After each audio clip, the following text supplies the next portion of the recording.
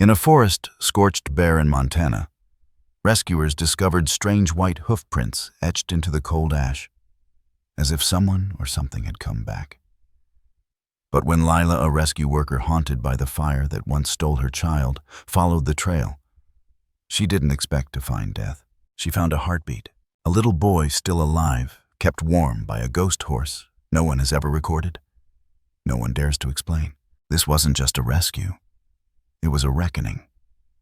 A white-hoofed spirit walking through the ash of what we tried to forget, reminding us even the forgotten deserve to be found. And you won't be able to look away from what happens next.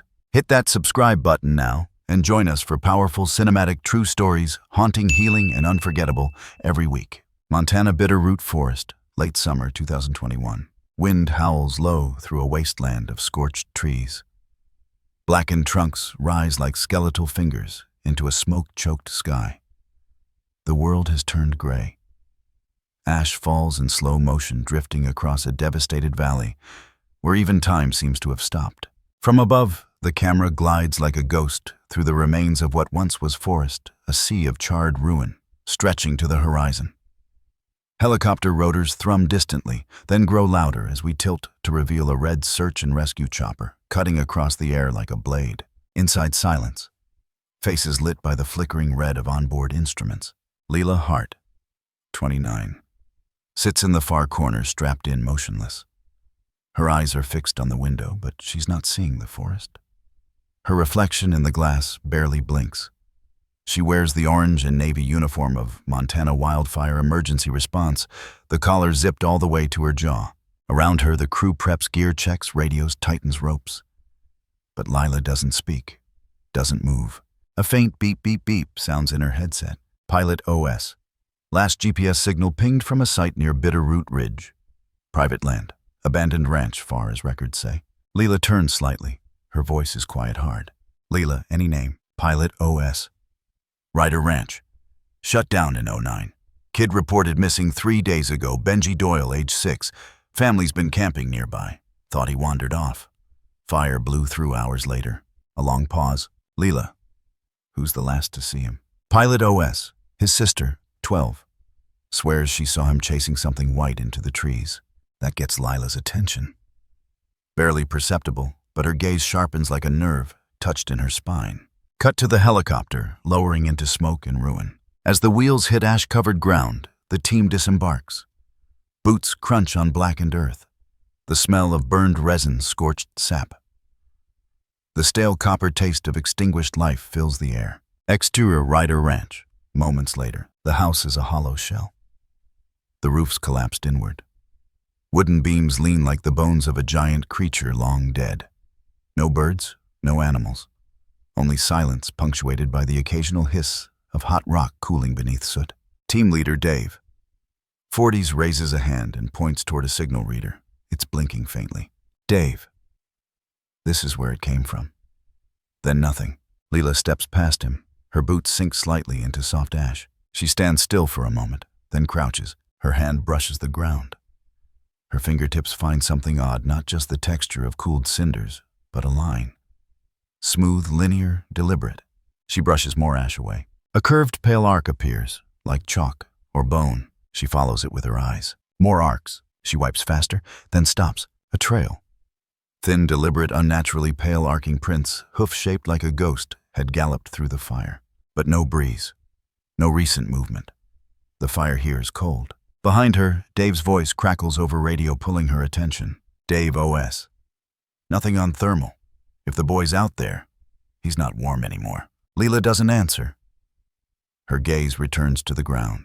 She sees herself in the reflection of a cracked window. But in the soot-covered glass, her face looks older, grayer. As if the forest's decay has stained her skin. Flashback. Intrusive, abrupt. A candle topples in a child's bedroom. A curtain catches flame. A scream cut short. Back to present. Lila flinches. She clenches her jaw, then turns away from the team. Enter Leela's mind. Fragments flash fast, tiny toes sticking out from under a bedsheet. A child's laugh in the hallway. Charred wood curling upward like claws. End flash. Her breath shortens. Her pupils dilate. Something flickers deep inside and we realize she's not here just to rescue someone else's child. She's still looking for the one she lost. Extra back of the ranch. Continuous. Lila follows the hoof prints. Alone. No announcement. No discussion.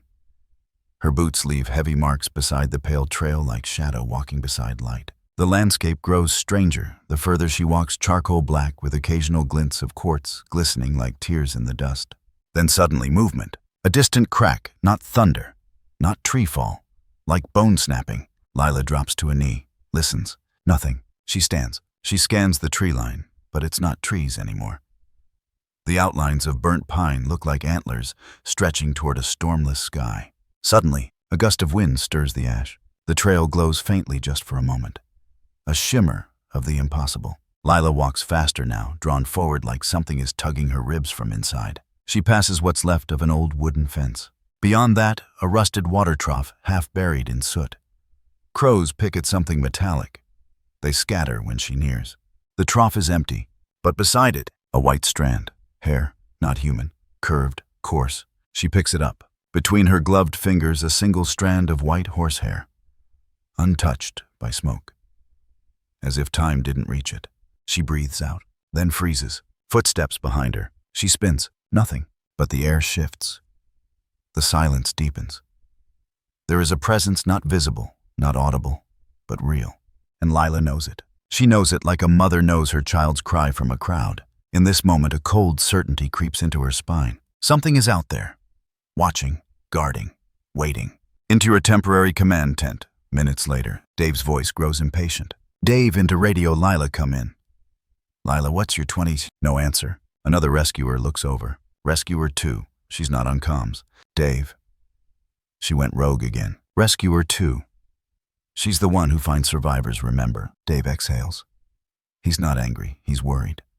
He knows Lila's patterns. Knows what drives her. Knows where this might lead. Exterior, deeper into the burn zone. Continuous. The pale hoof trail becomes clearer the deeper Lila goes. Somehow, the ashes part slightly ahead of her steps. She doesn't stop, even as the trees begin to thin, even as the black of the earth begins to shimmer under faint beams of sunlight breaking through the haze. She moves forward like someone being called. Finally, she pauses at a wide clearing, once a pasture, now a wasteland. In the center, half buried in soot, a broken swing, a child's boot, a scorched toy horse. She kneels. Ash drifts off the toy. Its paint is blistered, but the shape is clear. A white horse with wings, a Pegasus. She closes her eyes. Not prayer, memory. We see her child again, briefly, sitting on a bed, holding the same toy, laughing. Lila breathes once deeply, stands. She whispers into the radio. Lila, I found something. The static crackles, then silence. She turns back to the trail, and there it is, a final print. Larger, clearer, embedded deep in the ash like it had weight, real, heavy, sacred. She steps into it. Her own footprint disappears beneath it. Match cut 2. A white hoof pressing into fresh snow 10 years ago. Then back, and we end the segment with one long, slow shot. Lila standing in the center of the burn eyes, up ash swirling around her. The wind bending like it carries whispers, and on the horizon, barely visible through the smoke, a flicker of white. Moving, watching, fade to black. Sound of a child's breath. Then silence. Ash breathes beneath her boots as Lila stands at the edge of the clearing, staring down at the last visible print. Behind her, voices crackle faintly over the radio. She doesn't answer. Lila, I repeat, do not proceed alone. We regroup in 10. That's an order. The voice belongs to Dave, her team leader. It's calm, but tightening. He's worked with her long enough to hear it in her silence. She's about to break protocol. She clicks the radio off. Wind picks up, bending scorched grasses sideways, making it sound like whispers behind the smoke. Lila turns, scanning the horizon, then looks down again. The trail continues faint and spectral, disappearing beneath blackened brush and low burning embers. It's irrational. It could be nothing. But something in her, the place deeper than instinct, older than reason, knows.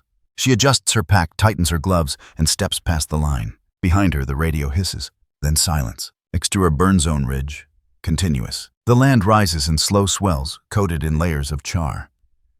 What were once trees are now skeletal towers, reaching toward a sky dulled gray with smoke. Every step Lila takes releases little puffs of ash that cling to her pants, her boots, her skin. Her breath is steady, but inside her chest tension tightens like a drawn bowstring. The world here feels empty and holy, like walking through the bones of a fallen cathedral. Each print she follows is fainter than the last. Sometimes it vanishes altogether, hidden by drift or shadow. But always a few feet later it returns, as if guiding her, testing her. Minutes blur. The deeper she goes, the further the world recedes behind her. She no longer hears her team. No longer hears anything but wind crackle and the hum of something ancient vibrating through the ground. And then she stops. A ridge drops suddenly into a shallow valley shaped almost like a bowl. Burned trees arch around it in a near-perfect circle, their branches dead but twisted inward like crooked ribs. At the center of the bowl, a stillness that is not natural. It's here that the smoke clears slightly, and it's here she sees it. The horse. At first she doesn't believe it. It doesn't move. Doesn't even blink. It stands completely still, legs planted wide, neck low, as if bowed in some kind of silent prayer. Its entire body is coated in gray ash, so thick it seems sculpted, not alive, but carved.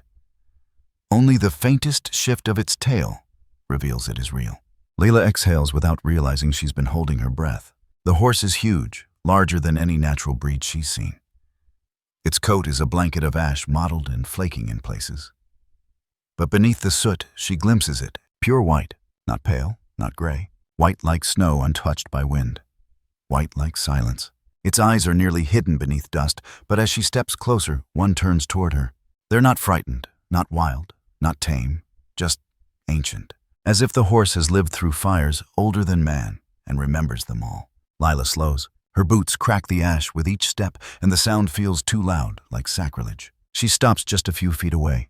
The horse doesn't move, and then she sees it.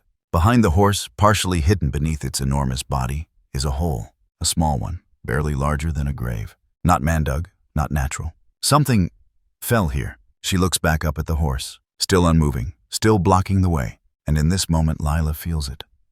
Not fear, not awe, but something deeper. Permission. She steps around the animal slowly, cautiously. Her gloved hand brushes against its flank. Warm. Despite everything, ash smoke the death around them. The horse's body radiates heat like a living furnace, like a hearth. She crouches beside the hole. The earth here is softer, less burned. She wipes at the rim, and then her breath catches. Down inside, curled like a sleeping animal, is a child. Motionless, covered in dust, unmoving. Benji. She drops to her knees. No words, only action. Her hands move with surgical urgency, checking pulse, breath, temperature. He's breathing.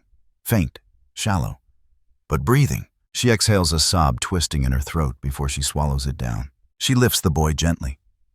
His skin is cold, but not hypothermic. His clothes are scorched, but not burned through.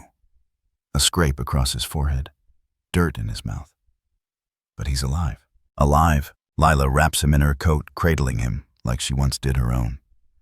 She rocks forward, forehead pressed to his temple. She doesn't cry. She can't. Not yet. Her radio stays off. She turns to stand and freezes. The horse is gone. Not running, not fading, not vanishing into mist. Simply not there anymore. Only the empty bowl of scorched forest, the hole, and her footprints remain. Layla turns a slow circle, scanning. There is no sound, no wind, no hoofprint. It's as if the earth sealed up the moment she was allowed to touch hope again. But her arms are full of warmth. And that for now is enough. She speaks into the radio voice, dry, shaking, raw. Layla, I have the boy. I'm on Ridge Sector 4. He's alive. He's cold but stable. I'm bringing him out now. Pause. A long crackle. Then Dave's voice, urgent, unbelieving. Dave OS, say again you have him. Layla, affirmative. Repeat, I have the child. She doesn't mention the horse. Not yet. How could she? Some truths are too sacred for words. She hoists Benji higher in her arms. He stirs slightly. A soft sound leaves his lips. She looks down. His fingers are clenched around something. She eases them open. It's a single strand of white horsehair, unburned, untouched. She stares at it for a long time. Then begins the long walk back through the valley of ash. And behind her, though, the wind begins again. The hoofprints do not return. They've served their purpose. Their trail ends here with a boy reborn and a woman who no longer walks alone. Benji's breath trembles against her chest, soft, uncertain, barely more than the quiver of wind through a ruined tree. But it is there, real, warm, present. Layla tightens her arms around the boy, rocking slightly in the cradle of soot and silence. Around them, the burn still steams in places, sending pale tendrils upward like ghosts released. The air is heavy, but something in it has shifted. Less hollow, less cruel. Benji stirs. His hand brushes her collarbone. Instinctively, Lila adjusts the angle of his head against her shoulder, like she's done before long ago, when the weight in her arms was her own child, still small enough to fit this close. That memory slams through her without warning. A humid summer night. A blackout. A single candle flickering on the kitchen counter while she hummed a lullaby. A toy dropped. A dog barking. The curtain catching fire. She shuts her eyes hard. Breath catches. She can't afford this right now. Not here. Not with this child clinging to her like a lifeline. But it's too late. Her mind won't listen to reason. She sees his face again, her son's. Not as he was in the casket, but as he looked the night before. Laughing, eating strawberries. Sticky hands pressed to her cheeks. Gone in smoke, gone in seconds. Her knees buckle slightly. She steadies herself on one arm, lowering both her body and Benji's until they're crouched again beside the hole. She sits back on her heels, breathing through her teeth, and stares at the place where the horse had stood. Still no tracks, still no sound. Just the outline of that moment burned into her like the rest of this forest. She lays Benji gently across her lap, removes one glove, and presses the back of her hand to his forehead. Cool, but not dangerously so. There's a layer of ash along his temple thick enough to insulate. No blisters, no second-degree burns, no soot in his lungs. His fingernails are clean. He's been cared for, protected. The question burns how. She looks at the boy again. He shifts under her gaze, eyelids fluttering. A faint whimper leaks from his throat. She strokes a thumb along his cheek, not thinking, just moving from instinct. He sighs. His chest rises, and she breaks. Not all at once, not loudly. Just a soft, jagged sob that escapes through clenched teeth before she can stop it. Her body shakes. Her breath stutters. She leans forward, forehead to forehead with the unconscious child, and lets it come. The tears arrive dry at first, salt before water. Then they build fierce and unexpected, like flash flood after drought. She doesn't cry prettily. It's ugly, gasping, chest-racking. Years of suppressed grief cracking open in the rawest place possible, not in therapy. Not at a memorial, not in the arms of someone safe, but here, in a crater of ash, with a living miracle in her lap, and the ghost of a horse somewhere just out of reach. She presses her mouth to Benji's hair and sobs like she's hollowed out. Because she is. And yet he is here, alive. Something had stayed. Something had waited. Not just for him, she realizes now. For her. She doesn't know if she believes in God. She hasn't prayed since the funeral. But now, without knowing why, she whispers into the burned wind. Thank you. No answer. Just the faint crackle of cooling timber. But inside her chest, something shifts. A gate creaks open. Benji jerks lightly in her arms. A coughing breath. She wipes her face with her sleeve and leans in. His eyes flutter, then open. Brown, wide, confused. He sees her, blinks, whispers. Mama. Her throat closes. No, sweetie, she says gently. Not your mama. But I'm here. He looks around, dazed. The horse. Lila leans closer. What horse, Benji? The big one, he murmurs, eyes closing again. The one with fire on his feet. He stayed. She stills. Fire on his feet. She doesn't correct him. She doesn't ask for details. She knows. Benji sighs and drifts back into sleep, but his breathing evens steadier now. She adjusts her coat around him and lifts him again, rising slowly. Her legs tremble, her hands too, but her spine holds. She stands in the center of this dead forest, carrying something impossibly alive, and realizes she feels lighter than she has in years. Not because the grief is gone, but because she is no longer alone inside it. A sound behind her. She spins. But it's just the wind through a broken fence. Still, she lingers a second longer, scanning, hoping, not for another sign, just to acknowledge it. She says not loudly, but with clarity, if you're still out there, thank you, and starts walking. Each step kicks up ash, but she no longer feels like she's sinking. She's going back, with a boy in her arms, and something of herself restored. Ash clings to the back of Lila's neck as she moves each step deliberate, measured. The child in her arms stirs faintly, tucked inside her fireproof coat like something fragile pulled from a dream. But he is warm. He is real. He is alive. The way back through the ridge feels longer than before, darker, somehow even as daylight pushes through the smoke. But that's not what slows her. It's the absence. She keeps glancing back, scanning the blackened valley behind her, hoping for a flash of white, a glint of movement through the ash. But there's nothing. No hoofprints, no tremor in the air. The place where the great horse stood is now just another scorched hollow, indistinguishable from all the others. And she knows deep in her gut, in the marrow of some part of her soul that never learned the language of logic, it won't be there again. What was meant to happen has happened. Now it's up to her to carry the rest. Her radio crackles as she climbs out of the bowl and toward the last known coordinates. Dave OS. Lila, confirm your location. You still have the boy. She lifts the mic to her lips, breath rasping from the mask. Lila, confirmed. I'm approaching Northern Ridge. The boy is stable. We'll need evac. Dave OS. Stunned. Pause, alive. A beat, then laughter in the background. Shock, relief. Lila, affirmative. No major injuries, just cold. Another pause. Dave OS. Copy that. Jesus, Lila. She kills the radio again before he can finish. She's not ready for congratulations. She hasn't explained how, because she can't. She doesn't have a how, only a memory of heat without fire, of hooves that left no mark, of a presence that vanished before she could understand what it meant. She emerges through the smoke like a revenant boots, crunching through crusted ash, eyes sharp but sunken. The other rescue team members spot her from a distance and start toward her gear, rattling. They freeze when they see what's in her arms. Benji, alive. The world tilts for a moment, and then surges. Radios click on. Medics rush forward. A makeshift blanket is offered. Oxygen mask. Thermals. Gentle hands lifting the boy from her grasp. She lets go reluctantly. Her arms remain half-curved for a few seconds after he's gone, as if his weight has imprinted on her. Someone says her name. She doesn't answer. She's looking past them, to the horizon. Still nothing. Still no horse. Still no sign that what happened was anything but imagined. And yet she knows it was real. Exeter field tent. Later. The emergency crew is buzzing, full of motion and disbelief. Coffee is passed around like contraband.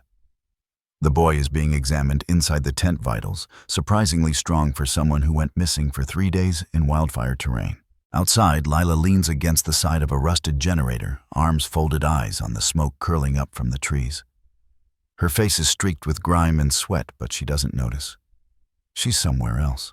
A voice, low, scratchy, cuts through the murmur. Old woman OS. He's not the first, you know. Lila turns. An elderly woman stands just beyond the equipment line, leaning on a twisted cedar cane.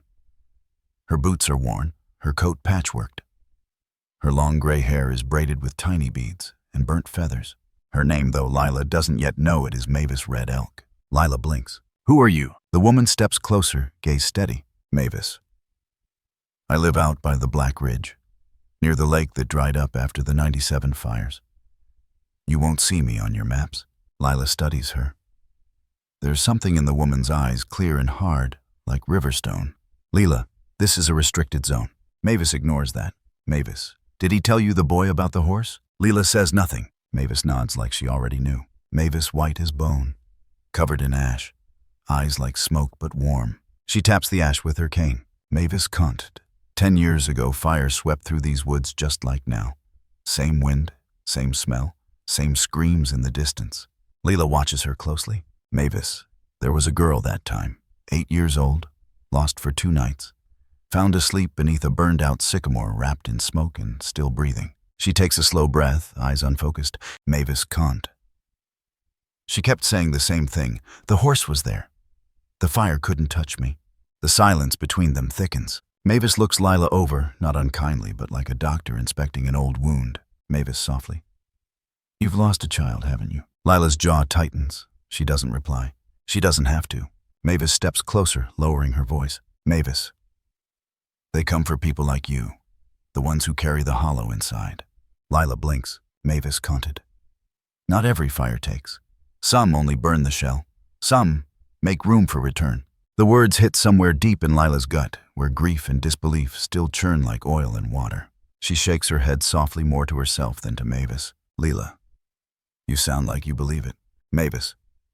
I don't need belief. I have memory.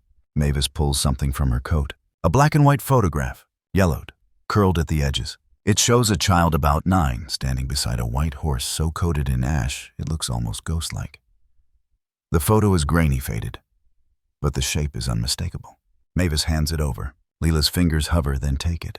Her hands are trembling. Mavis. Some call it a spirit, some call it a myth, but every 10 years when the forest burns, it returns. Not to save the land, not to stop the fire, just to guard what small light still breathes. They stand in silence. Leela gazes at the photo, then at the boy being tended in the tent, his chest rising, the oxygen mask fogging faintly. She swallows hard. Lila quiet. Why me? Mavis shrugs gently. Mavis. You looked. You saw. That's enough. She taps the ground again. Mavis canted. This land remembers what the world tries to forget. It remembers the left behind, the silenced, the ones who stayed warm even when no one came back. She turns to go but pauses. Mavis softly. He came for you too, you know, not just the boy. Then she disappears into the smoke without a sound. Lila watches her go. She's not sure she believes everything Mavis said, but for the first time in years, she's not sure she doesn't. And that somehow feels like hope. The air inside the mobile command unit is stale and too quiet. Fluorescent lights buzz above a fold-out table covered in printout satellite maps and scorched-edge dossiers. Lila stands on one side, her arms stiff at her sides, hands still dirt-lined.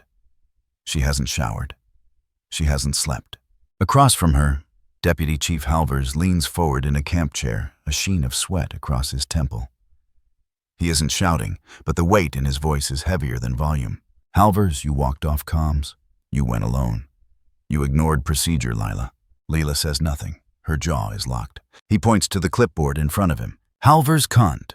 You made a judgment call fine, but you risked exposure to collapsing terrain, reburn zones, wildlife, and you carried a child back without medical triage or escort. That could have ended differently. Her voice is dry but steady. Leela. It didn't. He glares. Halvers, that's not the point. She doesn't blink. He leans back, exhaling. Halvers quieter. We're not trying to crucify you, but command needs an official incident report. A logical chain of events, not a myth. At that word, myth, something flickers across her face. It's faint, but it cuts. Leela, you think I imagined it? He doesn't answer. Instead, he slides over a printed article. She scans the headline. White horse in the flames. Miracle child, found alive after 3 days in wildfire zone. There's a grainy photo of her carrying Benji through smoke. Her face's half-turned expression unreadable. The caption says, Unexplained rescue. She reads further. Mentions of guardian angel hallucination from trauma folklore. A quote from a wildfire psychologist about coping narratives. Nothing factual, nothing true. She drops the article on the table. Leela, you have the boy, you have his vitals, you have GPS logs. That should be enough. Halvers. The public wants a story. She meets his eyes. Leela. Then tell them we still don't deserve the miracle. She leaves before he can respond. Exterior, fire relief camp. Later that day. It's hot. Even without active flames, the scorched earth holds heat like a grudge. Fire trucks idle. News vans stake claims at the edge of the zone. Reporters pace looking for angles. Leela walks fast, head down, sleeves rolled. She doesn't want to talk to anyone, but someone's already waiting for her. A man sitting on the hood of a dented Forest Service truck. Camera bag slung over his shoulder. Early 30s, unshaven. An old denim shirt, worn boots, a look in his eyes like he's never fully left the fire line. Illy Rivera. Eli. You're Lila Hart, right? She doesn't stop. Leela not giving interviews. Eli, good. I'm not with the circus out there. She slows. Eli can't. I'm writing something real. About what gets left behind after the camera crews pack up. She turns guarded. Leela, you a firefighter. He shakes his head. Eli, not anymore. Pause. Then, Eli can't. I was 6 when the fire hit Bitterroot in 2011. The same zone you pulled that kid from. Her eyes narrow slightly. Her posture changes barely. Eli. I got lost during the evacuation. The smoke was everywhere. I remember thinking it was snowing, but black. I couldn't breathe. I was so cold. Lila doesn't speak. Eli canted. And then, it was warm.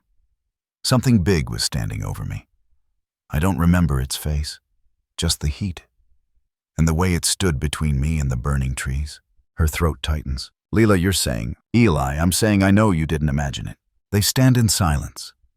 Just wind and the low groan of trucks shifting weight. He gestures toward the ridge behind them. Eli, we both saw something that doesn't want to be explained.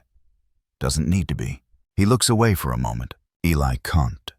My mom told people I was hallucinating, that I just wandered into a ditch and lucked out. The paramedics chalked it up to shock. I started believing them. I buried it for years. Leela studies him, Eli, but I never forgot how it felt. That warmth, that stillness.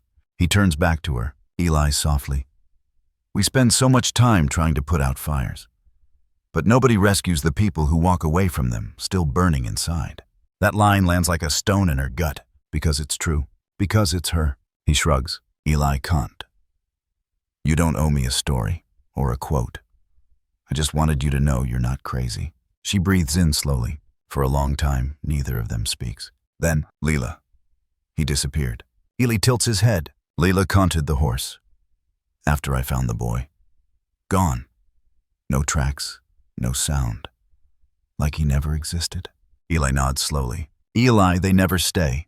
They just show up when something's worth saving. She closes her eyes for a second, then opens them again.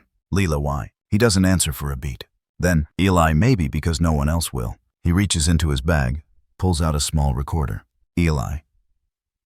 Do you want your version told, not the fairy tale, not the pressed junk? Lila looks at the device, then at him, then past him at the tent where Benji sleeps, at the ridge where the hoofprints ended, at the parts of herself still smoldering. She nods. Leela. But you tell it right. He gives a faint smile. Eli, I'm not here to sell a miracle. I'm here to remember the ghosts that saved us. And for the first time since the fire, since the weight of her child turned to smoke in her arms, Lila feels seen, not as a rescuer, not as a soldier, but as one of the rescued. The fire zone grows quieter in the days that follow, but not still, not healed. The flames are gone, yes. But smoke still seeps from the earth in places, white tendrils rising from cracks like sighs. The smell of burned cedar and melted plastic hangs stubborn in the air.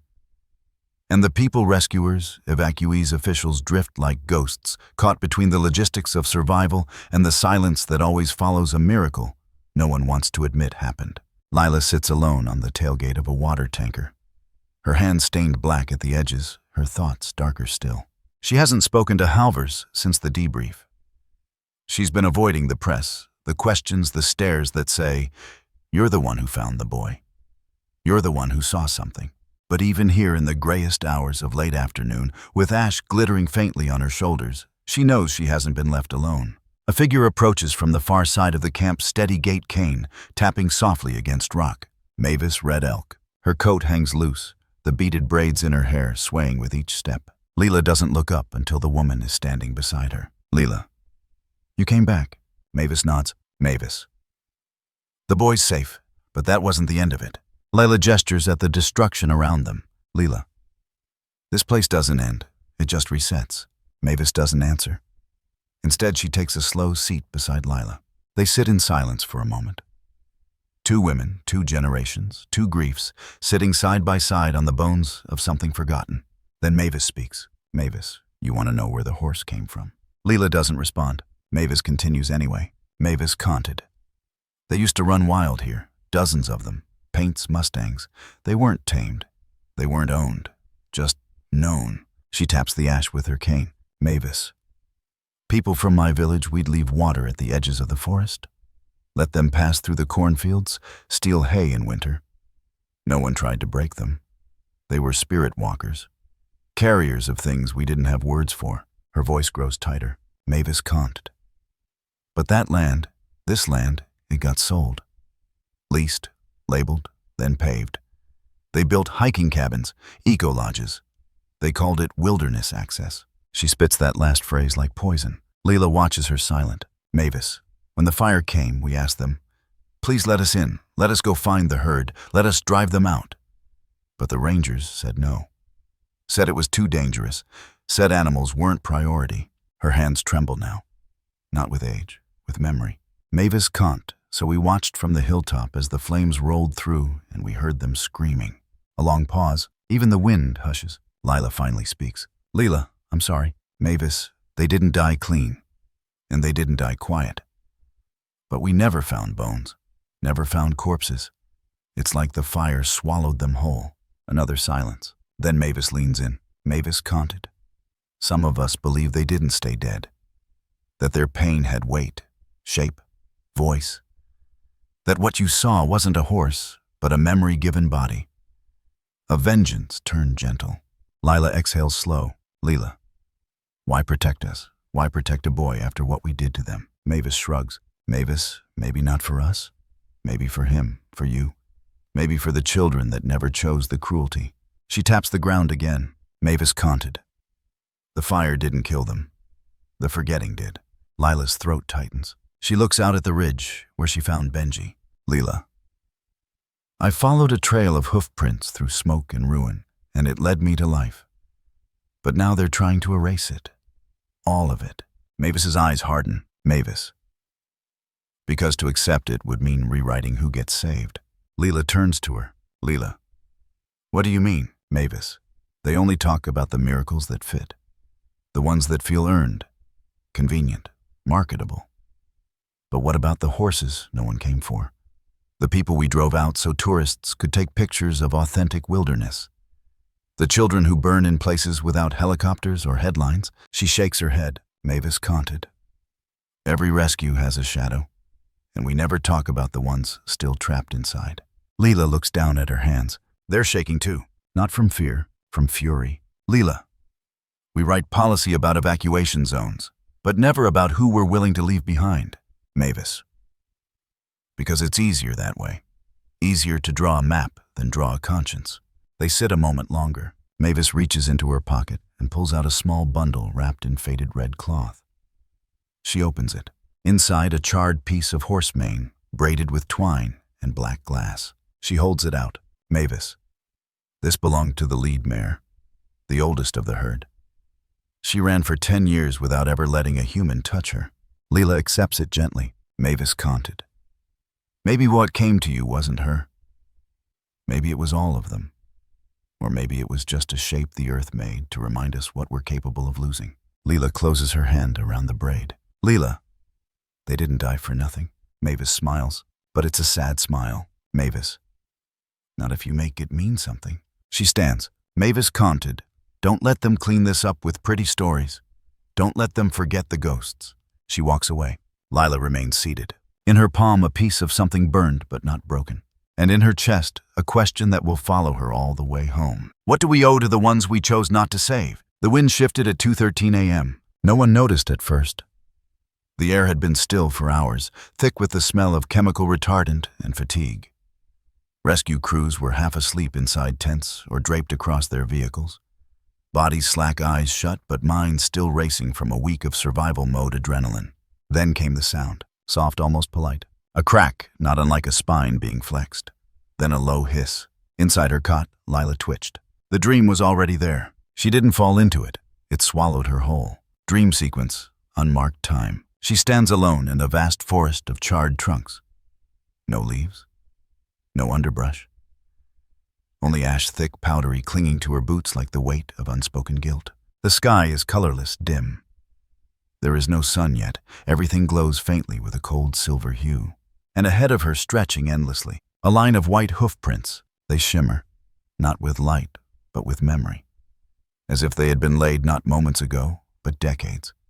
Still warm, still pulsing. She follows them. No questions, no fear, only the need to know where they lead. Then the fire starts, not around her, but beneath her. The ground ignites, veins of flame racing like blood through the ash. Trees burst into sudden violent light. Smoke curls fast and wind rises like breath from an ancient beast just now waking. She runs, but the hoofprints remain, white, untouched, as if fire refuses to touch them. And there it is, just beyond the smoke. The horse, towering. Still, its eyes glow faintly with an inner flame, but it does not move, does not flee. It waits. It turns slowly and walks into the blaze, without hesitation, not away from the fire, through it. And Lila, without meaning to, follows. She wakes up gasping, her body drenched. Sheets tangled, breath sharp and dry. Her hands claw instinctively for the flashlight beside her cot, but then she sees it. Through the tent flap, orange flicker. She throws herself out of the cot, boots, scraping jacket half on. Screams now, shouting, radio static, people running. A crew member barrels past her. Crew member, reburn flare-up. Old coals under a utility line, wind kicked it. Lila runs toward the smoke. Just outside camp at the base of a ruined ravine. Flames lick up through a bed of blackened pine needles. The wind has turned cruel, carrying sparks toward a neighboring ridge, the same ridge where she found Benji. Panic grips her throat, not because of the fire, but because she knows what's up there now. The makeshift memorial. The place the team had marked with stones and ribbons and a child's drawing left beside a snapped fence post. And beneath it, the ground that still remembers. Leela doesn't hesitate. She grabs a shovel from the back of the truck, a water pack, and takes off at a sprint. Voices call after her, but she doesn't stop. She climbs the ridge like it's a spine she's walked before, one vertebra at a time, one story stacked atop another. The heat builds behind her, but she keeps moving. Halfway up, she sees it. The flicker, the first ribbon catching fire. And something else. No sound, no hoofbeats, but white. A blur of it just at the edge of the smoke. Gone again. She doesn't question it anymore. At the top of the ridge, she throws the water pack down and rips open the nozzle, soaking the grass and soil. She shovels a fire break around the edge, ash burning her eyes, hair matted with sweat and grit. Flames leap up the side. Leela stands between them and the memorial, breathing hard, face streaked with ash and fury. This time nothing gets left behind. Behind her, a gust of wind dies as quickly as it came. The flames slow. They don't retreat, but they hesitate. And in that moment, she feels it again. Not warmth, not comfort, but resolve. The heat passes. When backup finally arrives, she's still there, standing at the edge of a smoldering circle, hands blistered, chest heaving. But nothing burned. Not the drawing, not the stones, not the memory. Later, as she sits on a curb drinking warm water from a melted bottle, someone asks her, "What were you thinking going up there alone?" She looks at them for a long time, then says quiet and clear that if I'd never stop dreaming about the things I didn't save. That night when she sleeps, the horse is there again. But this time it waits. And when it turns, it looks back, not to lead, to invite. And Lila steps forward not with fear, but with purpose. The journey through fire is no longer something to survive. It's something to answer. The wind shifted at 2:13 a.m. No one noticed at first. The air had been still for hours, thick with the smell of chemical retardant and fatigue. Rescue crews were half asleep inside tents or draped across their vehicles. Bodies slack, eyes shut, but minds still racing from a week of survival mode adrenaline. Then came the sound, soft, almost polite, a crack not unlike a spine being flexed, then a low hiss. Inside her cot, Lila twitched. The dream was already there. She didn't fall into it. It swallowed her whole. Dream sequence, unmarked time. She stands alone in a vast forest of charred trunks. No leaves, no underbrush. Only ash thick, powdery, clinging to her boots like the weight of unspoken guilt. The sky is colorless, dim.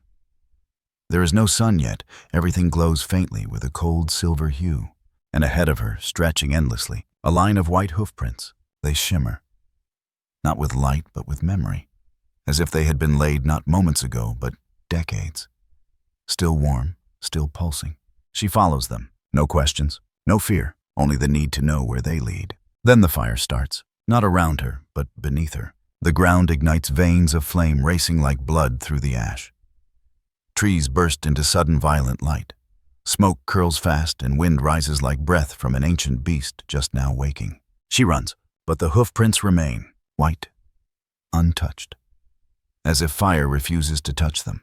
And there it is just beyond the smoke. The horse, towering, still, its eyes glow faintly with an inner flame.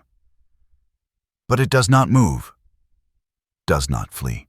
It waits. It turns slowly and walks into the blaze. Without hesitation, not away from the fire. Through it, and Lila, without meaning to, follows. She wakes up gasping, her body drenched. Sheets tangled, breath sharp and dry. Her hands claw instinctively for the flashlight beside her cot, but then she sees it. Through the tent flap, orange flicker. She throws herself out of the cot, boots scraping, jacket half on. Screams now, shouting. Radio static. People running. A crew member barrels past her. Crew member. Reburned flare-up.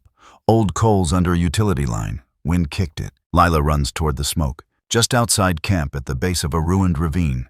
Flames lick up through a bed of blackened pine needles. The wind has turned cruel, carrying sparks toward a neighboring ridge, the same ridge where she found Benji. Panic grips her throat, not because of the fire, but because she knows what's up there now. The makeshift memorial. The place the team had marked with stones and ribbons and a child's drawing left beside a snapped fence post. And beneath it, the ground that still remembers. Leela doesn't hesitate. She grabs a shovel from the back of the truck, a water pack, and takes off at a sprint. Voices call after her, but she doesn't stop. She climbs the ridge like it's a spine she's walked before, one vertebra at a time, one story stacked atop another. The heat builds behind her, but she keeps moving. Halfway up, she sees it. The flicker, the first ribbon catching fire. And something else. No sound, no hoofbeats, but white. A blur of it just at the edge of the smoke. Gone again. She doesn't question it anymore. At the top of the ridge, she throws the water pack down and rips open the nozzle, soaking the grass and soil. She shovels a fire break around the edge, ash burning her eyes, hair matted with sweat and grit. Flames leap up the side.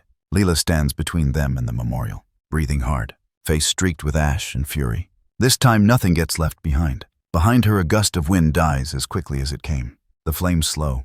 They don't retreat, but they hesitate. And in that moment, she feels it again. Not warmth, not comfort, but resolve. The heat passes. When backup finally arrives, she's still there, standing at the edge of a smoldering circle, hands blistered, chest heaving. But nothing burned. Not the drawing, not the stones, not the memory.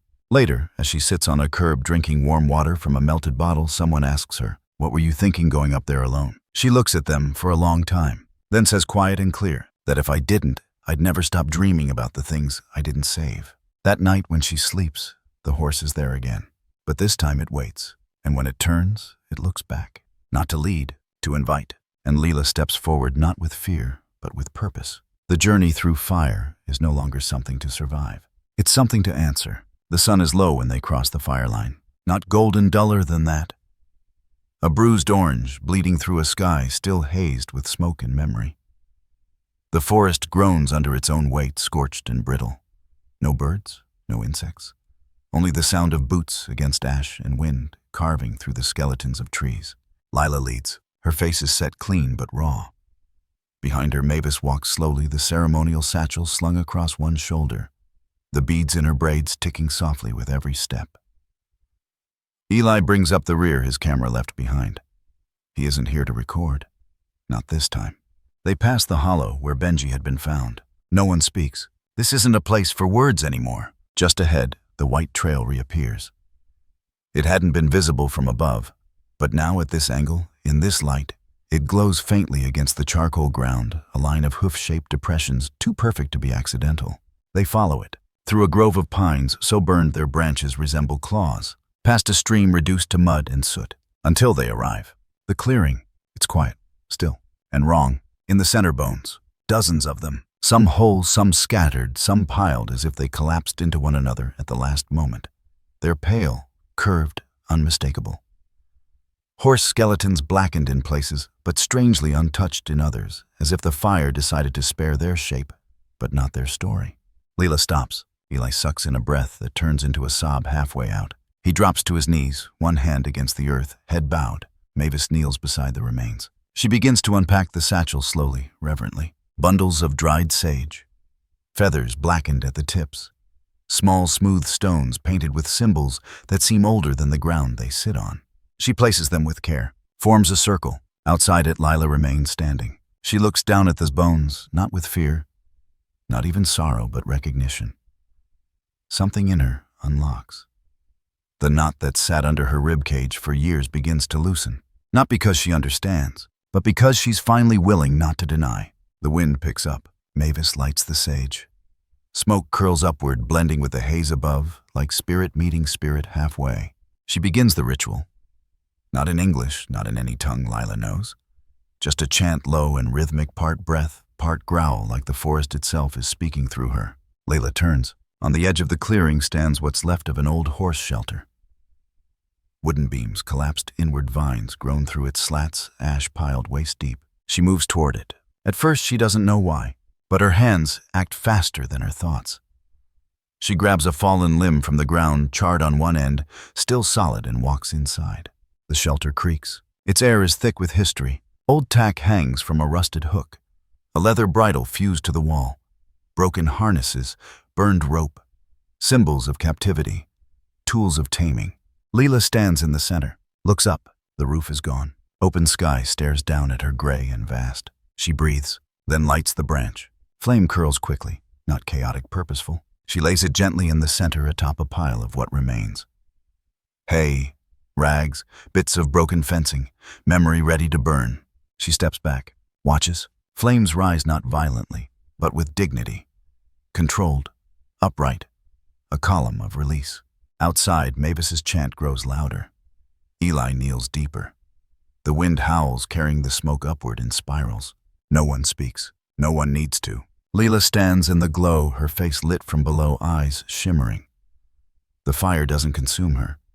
It reflects her, remakes her. She doesn't cry. She doesn't need to. What needed grieving has been given voice. What needed permission to go has been released. As the flames devour the last beam, a gust of wind tears through the clearing, ripping ash into the sky like wings.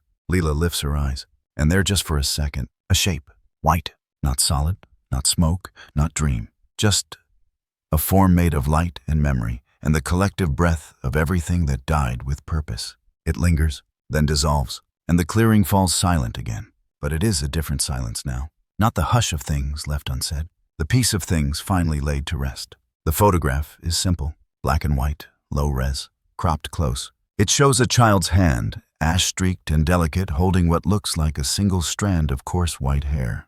The background is blurred into oblivion, but the contrast is clear light against darkness. The impossible made tangible. It's the headline that catches fire. Not All Heroes Walk on Two Legs, by Eli Rivera.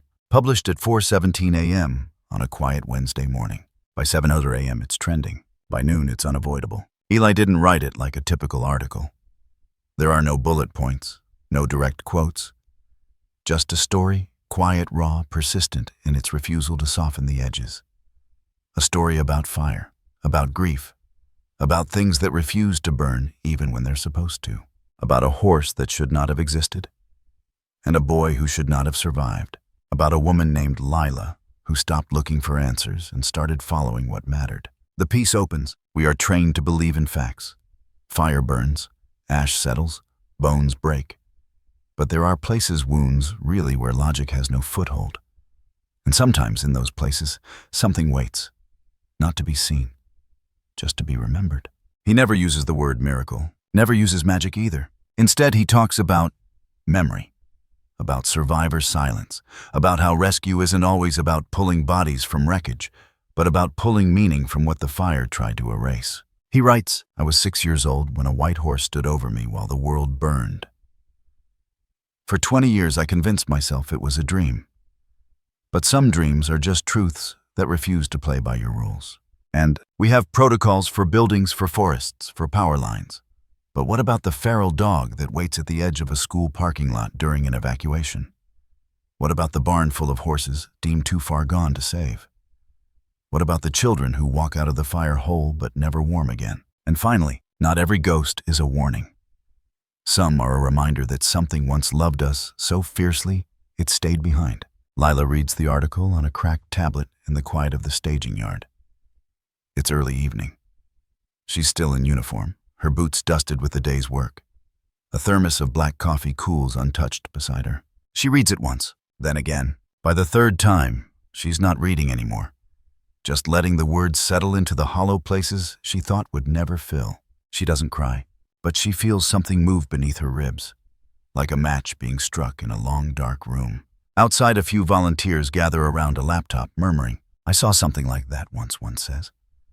After the flood in '08, a fox kept circling the shelter, led me to a kid under a car. My granddad swore a buck carried him out of a mudslide when he was a boy, another adds. I thought I was crazy. You weren't. Later that night, Eli texts her. Eli, text, I used your name. Hope that's okay. Lila stares at the screen for a moment, then replies, Lila, text. It's more than okay. It's right. By the next morning, Eli's inbox is full. Hundreds of emails. Subject lines like, my brother saw it too. I never told anyone, but the white horse at Arroyo Seco. Please talk to my daughter. She won't stop drawing it. Most of them are short. Some are detailed. One comes from a woman in Oregon who claims she watched a creature of ash and light lead her blind father away from a wildfire path in '73. Another includes a child's drawing stick figures fire, and in the middle, a massive horse made of swirls. Some stories contradict each other. Others overlap in eerie detail. But the through line is clear. There are things we don't save because we don't believe they matter, and there are things that save us anyway. Within 48 hours, the article is translated into 5 languages.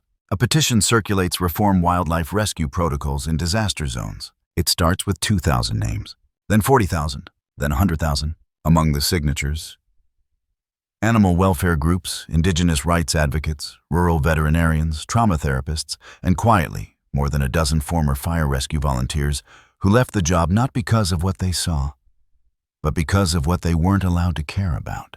Someone starts a Foundation Ash Hoof initiative. Mission Rescue Relocate, remember. The tagline pulled straight from Eli's article, even in smoke something always stays.